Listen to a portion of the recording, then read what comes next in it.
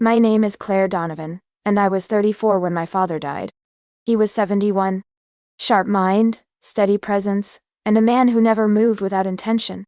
He built a commercial real estate empire from nothing, believed silence carried more honesty than speeches, and lived his life with purpose in every step. The funeral was crowded. Hundreds of people showed up. Business partners, employees, friends who had faded into memory, and distant relatives who appeared because, well, wealth draws attendance even when affection is thin. I stood near the back, watching my sister Nicole work the front like she was hosting a high-profile gala. Black Chanel, flawless hair, grief-ready makeup, and tears that looked rehearsed. She didn't seem broken. By loss, she looked like she was performing it. Nicole is 2 years younger than me, but she has always acted older. More entitled. More certain that the world should arrive at her feet without her lifting a finger. And in many ways our father let her believe that. The elite schools. An executive role in his company she wasn't equipped for. A penthouse with a skyline view. Money that felt endless, fueling a life she didn't earn. I got something else from him. Expectations. Encouragement to build my own foundation. The message that my path would mean more if I carved it myself. At the time it felt unfair, like he pushed me while letting her coast. But now, I see what he was trying to teach me. Lessons she never had to learn. 6 years ago I started my consulting firm. Just me, a laptop, and a one-bedroom apartment. Cold calling clients, chasing contracts, working late nights no one saw. Slow growth at first, then momentum. Real work, real reputation. By the time he got sick, I had 12 employees and a name people trusted to solve problems others couldn't. I was proud of that. Proud that I did it without leaning on his influence. Over time he and I drifted. Not out of anger, just life shifting its weight. We still had dinners every few months. He'd ask about the firm, I'd ask about his health. Polite, respectful, but distant in a way that happens quietly, until you look up and realize a closeness you assumed was permanent has softened. Meanwhile, Nicole was always there. Office visits, daily calls, curated devotion on display for anyone who might be watching. When he passed, I grieved quietly. No posts. No dramatic public sorrow. I sat alone in my apartment, feeling the kind of ache that sits low in your chest, thinking about all the conversations we let slip because we believed we had more time. The will reading took place 2 weeks after the funeral. My father's attorney, Martin Herschel, had handled his affairs for 3 decades. He was precise, formal, and the kind of man who believed every detail mattered because with my father, it always did. Immediate family only, 2 o'clock sharp battle. I arrived at 1:55 there's. The waiting room felt heavy, dark wood and leather meant to signal legacy and money long before anyone spoke. Nicole sat with her husband, Derek, a venture capitalist who made sure everyone remembered he didn't need our family's wealth. Our Aunt Patricia was there too, carrying the familiar resentment she held toward my father's success. Nicole looked up when I walked in, her expression soft in hue. A way that felt rehearsed. "Claire, I'm glad you're here. I know this is hard." "It is," I said. "Dad loved you. I hope you know that, even if you two weren't as close at the end."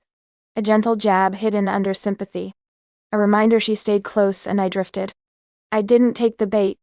I just sat down. At exactly 2 we were led into the conference room. Floor-to-ceiling windows, a long table, the kind of place where deals were made and futures decided. Martin sat at the head with a thick folder in front of him. "Thank you for coming." Robert was very clear about his wishes. "Please hold questions until I finish." He began reading. Formal language. Donations to charities. Gifts to longtime employees. Then, the inheritance. To my daughter, Nicole Donovan Hartley. The list was long.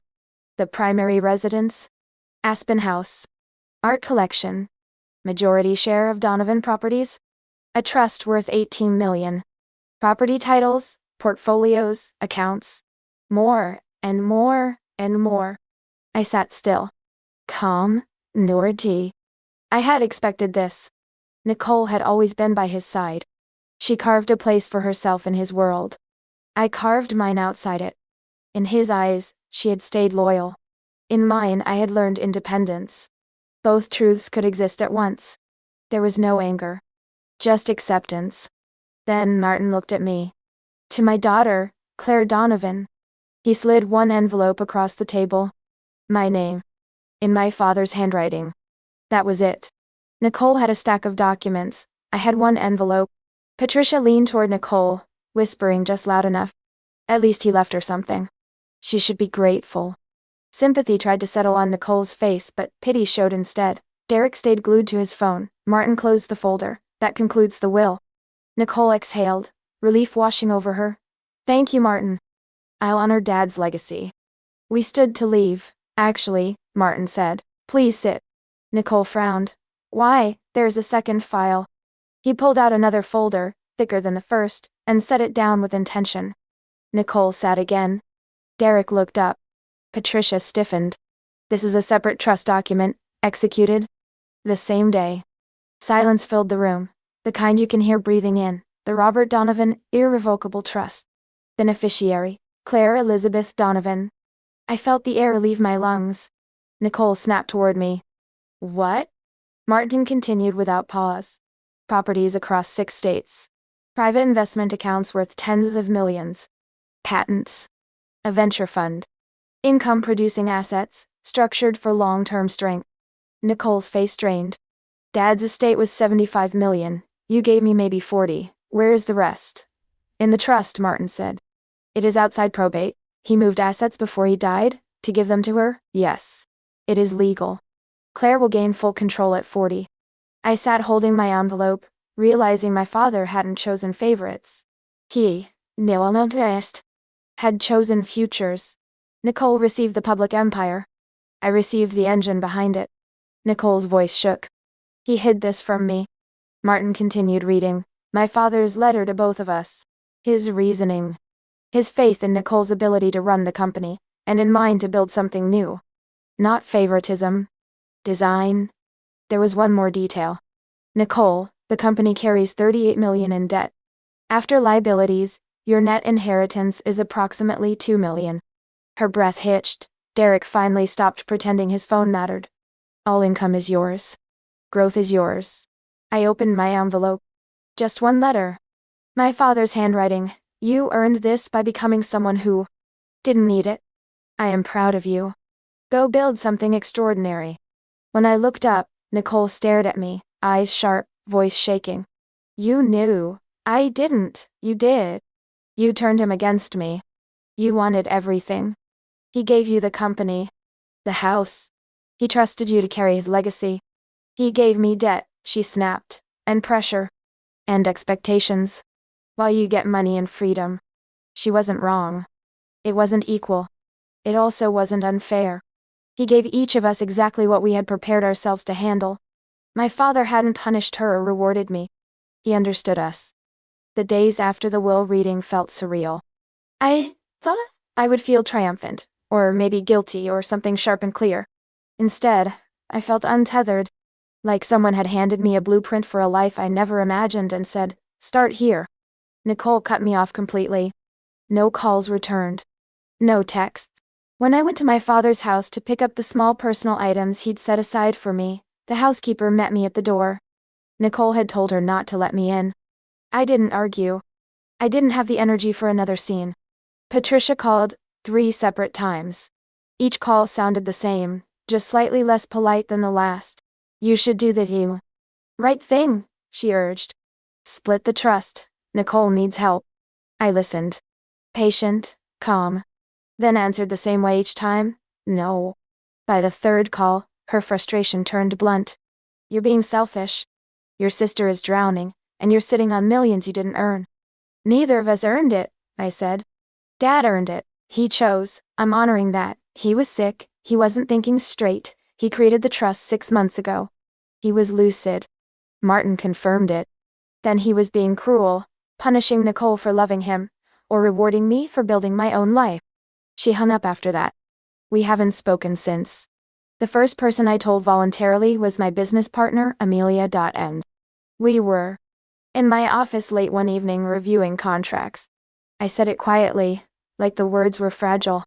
My father left me $30 million. She froze mid-scroll. What? It's a trust, income-generating asset. It's real. She closed her laptop and studied with me. How do you feel? I don't know. Are you happy? I'm not sure. What did your sister get? The company? The house? Everything is visible. But also the debt. She's left with maybe 2 million net. And she's furious. She is. Amelia exhaled slowly. Your dad knew exactly what he was doing. Everyone keeps saying that, I replied. I just don't know what he wanted from all this. Maybe he wanted you to stop carrying guilt. Maybe. He wanted you to know he saw you. And he was proud. By giving me money? By giving you freedom. You don't have to scrape and grind anymore. You get to choose your next move. I sat with that. It was true. The trust changed everything. I could scale the company, hire more people, and take real risks. Or I could walk away entirely and start something new. The ground beneath me was solid now. But another feeling lingered, heavy and uncomfortable. Nicole wasn't wrong. My father had handed her a test, not a gift. Run the company or lose everything. Sink or swim. I got resources. Safety. Room to breathe. Was that love or another form of burden?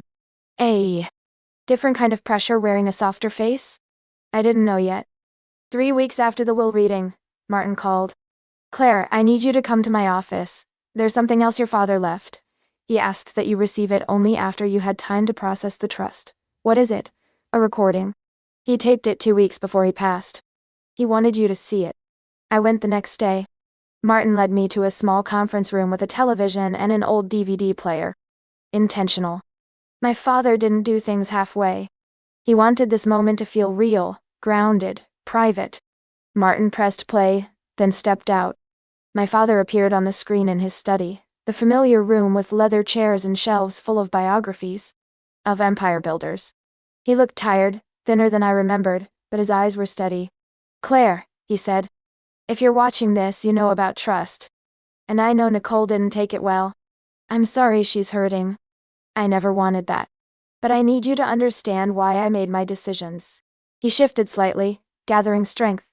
I gave Nicole the company because she needs structure. She needs a system to live inside.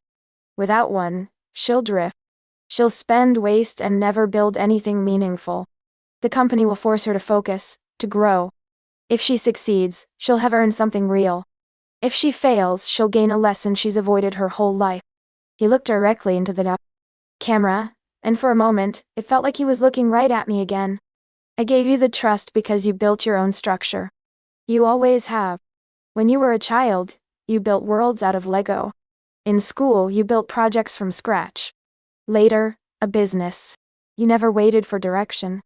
You simply started. I'm not giving you instructions, Claire. I'm giving you a foundation. You'll know what to do with it. He paused to sip water. His breath sounded strained, but understand this. Trust isn't a reward. It's a test. You can do anything now. Expand your company. Change industries. Travel, retire, teach, build something new. Whatever path you choose will reveal who you are. And I want you to know that whatever you choose, I am proud of you. He continued, talking through specific assets, why he chose them, what he believed they could become. He spoke about the venture firm kept separate from Donovan Properties, the one focused on tech and medical innovation. Nicole is good at maintaining what exists, he said softly. You are good at creating what doesn't. That is why the split is what it is. Not love. Understanding. The screen went black. I sat for a long moment, breathing slowly, letting the truth settle. Then I asked Martin to return. Did Nicole get a recording? She did. What did it say? I can't share the content. But he spoke to her with the same respect. He believed she could lead if she chose to. Do you think she watched it? I don't know. I left the office and drove straight to Nicole's penthouse. The one Dad bought her, now legally hers. I called from the lobby. No answer. Called again. On the third ring, she picked up. What do you want? I need to talk to you. We have nothing to talk about. Dad left a recording. Explaining everything. Did he leave you one too? Silence. Nicole, did you watch it? Why does it matter? Because it might help you. It helped me. I don't need anything from you. This isn't for me. It's from him. She hung up. I stayed in the lobby for a few minutes, staring at the elevator doors, hoping she'd call back. She didn't. So I walked out and left her world as quietly as I'd arrived. I spent the next 6 months studying every asset in the trust. The buildings, the investment accounts, the venture portfolio. My father had been right. These weren't just holdings, they were starting points. The commercial properties were strong, located in growing markets with reliable tenants and steady cash flow. But they still had room to evolve. Better management, strategic updates, smarter rent adjustments in neighborhoods that could support them. I hired a property management firm for day-to-day operations, then brought in a real estate consultant to evaluate each building. Within 3 months, we identified 15 properties with real upside if we invested carefully. Nothing flashy. Smart improvements. Sustainable growth. The investment accounts required a different kind of learning curve. My father had been conservative, blue-chip stocks, bonds, slow and stable. I met with 3 wealth advisors before choosing one, Lauren Chen, who took time to understand my goals instead of telling me what they should be. She closed her folder after reviewing the portfolio. Your father built a fortress. You could live off the income forever. But if you want to grow this, we take calculated risks. What kind? Emerging markets, technology, renewable energy. The next era, not the last one. You're young enough to ride the volatility. He played defense. You can play smart offense. We shifted 30% into growth positions. I did my homework, chose companies intentionally, and accepted the uneasy feeling that comes with risk. Within a year, the accounts had grown 18%. The venture capital arm was the most compelling piece. 11 startups, mostly medical and biotech, tied to my father's quiet mission after losing my mother. Innovation with purpose. I visited every founder, sat in labs and small conference rooms, asked questions, listened more than I spoke. Most of them weren't failing from lack of intelligence, but from lack of structure. Brilliant scientists, untrained operators. So I joined board meetings, offered guidance where I could. One team was burning cash on marketing that didn't fit their product. I brought in a consultant who redirected their strategy. Another was scaling too fast, so I pushed them to focus and stabilize before chasing growth. 3 companies collapsed. Losing them stung, and I felt every failure. But 8 survived, and 2 thrived. 1, a rapid diagnostic company focused on sepsis, was acquired for $40 million. Our share? 8 fell. I reinvested it. This time, I looked not just for great ideas, but for founders humble enough to hire strengths where they lacked them. My own firm grew alongside the trust. With financial pressure gone, I could choose clients instead of chasing revenue. We hired the right people, not just the affordable ones. Better projects came to us. Our work sharpened. Within a year, revenue doubled. Amelia and I moved out of the tired office space we used to share. I bought a small building in a better part of town, renovated it with light and space and intention. We worked on one floor and rented the others to growing businesses. We went from renting desks to being landlords. It felt surprising but also fitting. Through all of it, I thought about my father. About what he hoped for when he structured the trust. I like to think he pictured exactly this, not inheritance but momentum. I thought about Nicole too. Word traveled. Donovan Properties was struggling. The debt was heavier than she realized. 2 major tenants left, cutting cash flow. She took out another loan to cover payroll. A part of me wanted to call her, offer help, and bridge the fracture. But his voice echoed in my mind. This was her test, the one he believed she could rise to. Intervening meant robbing her of that chance. So I stayed silent. And I built. 18 months after my father died, Martin Herschel called. Claire, I need to tell you something. Nicole is trying to sell Donovan Properties. I sat down. To who? A private equity firm, Carlyle Group. They offered $30 million for the whole company. That's less than it's worth. She doesn't have a choice. The debt is unmanageable. She's 3 months behind on loans. If she doesn't sell, the banks will force a restructuring that could leave her with nothing. What happens if she sells? She'll walk away with maybe $5 million after paying debts and sale costs. Still, significant. But Carlyle will dismantle the company, sell properties individually, and keep the difference. Dad would have hated that. He would have. I thought about how my father loved that company. 50 years of building, every contract, every tenant relationship, every parcel of land. Now it could be sold for parts. Martin, does the trust have enough liquid capital to make a counteroffer? There was a long pause. You want to buy Donovan Properties? I want to keep it from being destroyed. You would be bailing out your sister. I would be preserving Dad's legacy. The trust has the funds, but you would be taking on all the debt. You'd be buying a failing company.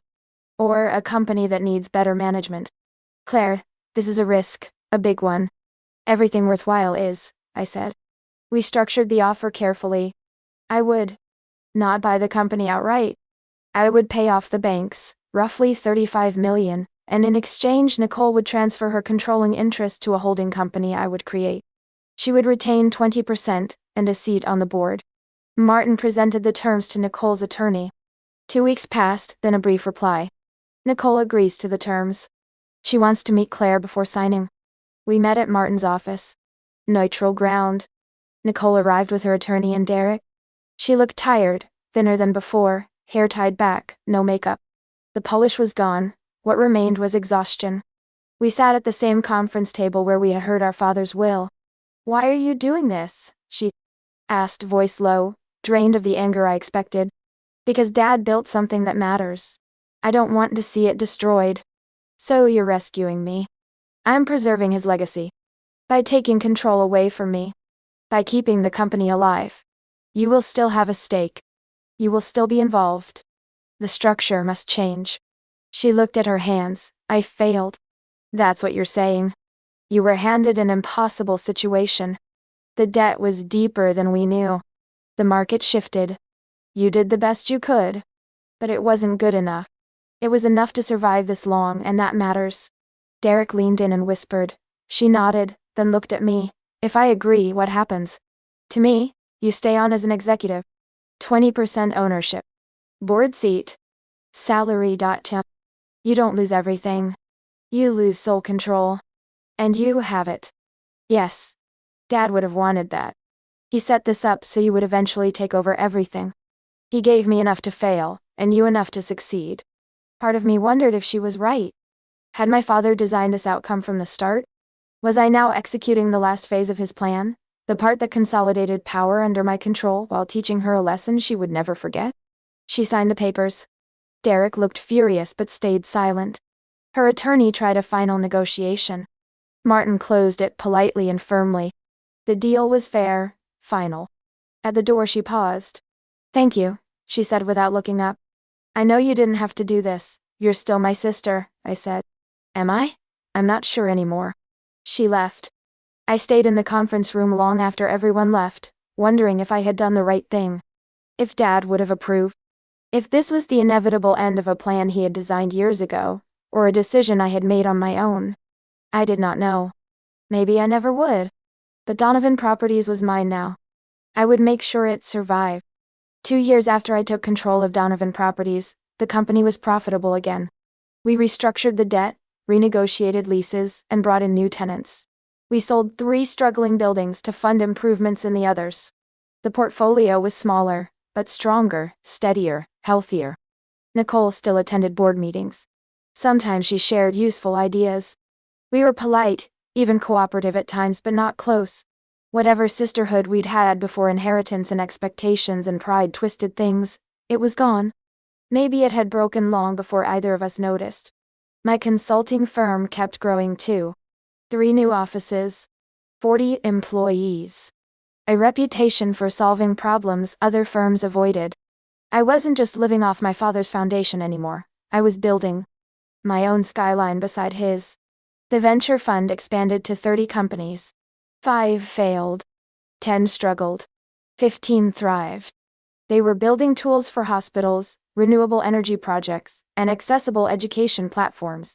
Real work that mattered. The kind of innovation my father once believed in. Sometimes I visited his grave. A modest headstone overlooking the lake. I'd bring a coffee, sit on a bench nearby and talk to him. About the businesses I saved. The ones I let go. How Nicole and I were finding a quiet peace. How life was unfolding without his hand shaping every turn. I never knew if he could hear me. Maybe it didn't matter. 3 years after his death, I received a letter from Martin's office, dated to be delivered on the anniversary. My father's handwriting on the envelope. Claire, 3 years have passed. I hope you understand now that I never loved one of you more than the other. I gave you freedom because you earned it. I gave Nicole structure because she needed it. If you're angry with me, I understand. If you've built a life you're proud of, I hope you'll forgive me. You were always the daughter who didn't need me. That is a gift every parent hopes for. I love you. I'm proud of you. I hope you're happy. Dad, I folded it and placed it beside the first letter he left me. 2 messages, same lesson. I did not need permission to build a life worth living. Was I happy? Not perfectly. Not without complication. But, yes. I had built something real. I employed people who did good work.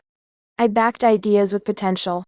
I lived in a home I chose, funded by money earned and inherited, now woven together so tightly I couldn't separate one from the other. The trust was never just money.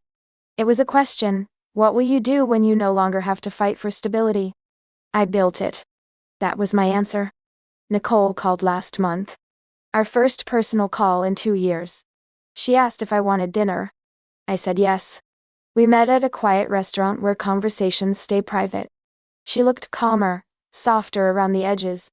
I've been in therapy, she said. Dealing with Dad, the inheritance, failing. You didn't fail, I said. I did. I lost the company. You had to save it. That's a failure. Or growth. A tired smile. My therapist says Dad set us up for complicated relationships with success. He gave me too much too soon, and you just enough at the right time. Maybe neither of us got what we really needed. What did we need? Maybe just simple love, but Dad loved through challenges. It was the only language he knew. Does understanding help? It doesn't make it easier, but it makes it honest. We talked for hours. About childhood, ambition, pressure, and how different love looks depending on where you stand. She apologized. I did too. It didn't erase the past, but it softened the edges. When we left, she hugged me. Brief and awkward. Familiar, in a distant way. Thank you, she said. For saving the company.